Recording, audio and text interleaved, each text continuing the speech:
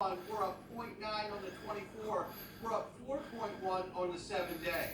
Technical analysts are getting very excited. We'll touch it before we get out of here. Ranging between 237 and 242.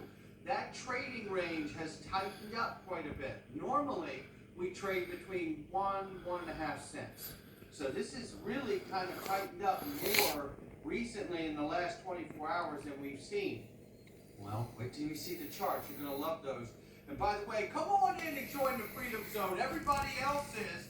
Click the join button right here. Let me tell you something. You get every single daily video with 0 Google ads. That in itself is worth the price of admission because we're talking about less than the cost of a cup of coffee per month. Yeah, click the join button and the extra content we're going to get into today. JFK, you know what went on. The papers are out. We're going to go over it. Let me tell you, getting super excited. Uphold's super excited.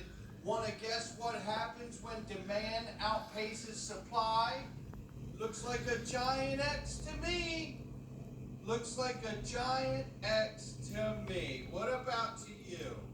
I said, oh, now Uphold went and done it. Look at what they did. Yeah, well, I'm going to show you some information that I believe aligns exactly with this post right here. And who would know better than Uphold, knowing they have an enterprise side of their business, and they've made it very clear, as Ripple has, that the real USD will be used in 2025. So head on a swivel. If anybody knows, they should know.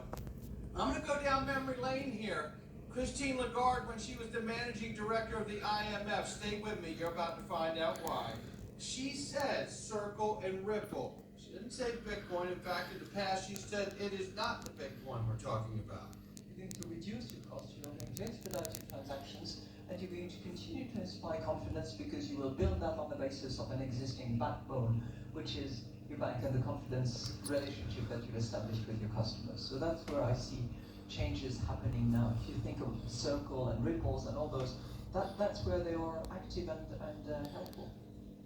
So there it is. They've known for years who's going to be the answer to this new digital on-chain economy.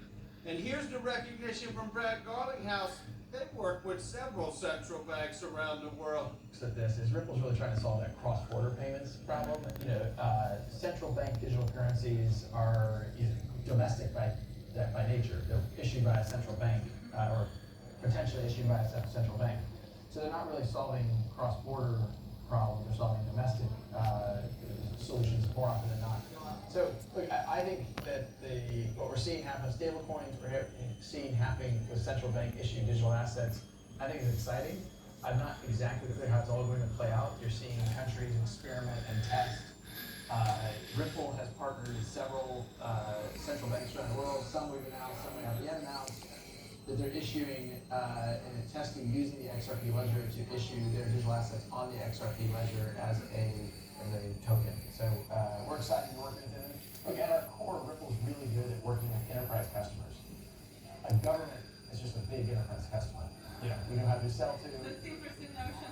I mean, in some ways, it's just a really big enterprise customer. And we're pretty good at that now, too. We've got a lot of experience with it and worked with some of the largest banks in the world, as well as a lot of the smaller payment companies that have grown very quickly using our technology. It's helped them grow more quickly. No doubt about it. And that's where the stage is set. And now we see the United States in this current administration embracing crypto, embracing this innovation, and you have to wonder, is the United States going to surface as one of these central banks they've been working with? After all, this is the size of the market we're actually after here. Ripple XRP versus global transfer markets.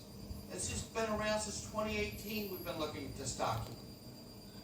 But this is what we're talking about here. Global transfer market. Think of it. 2.7 quadrillion.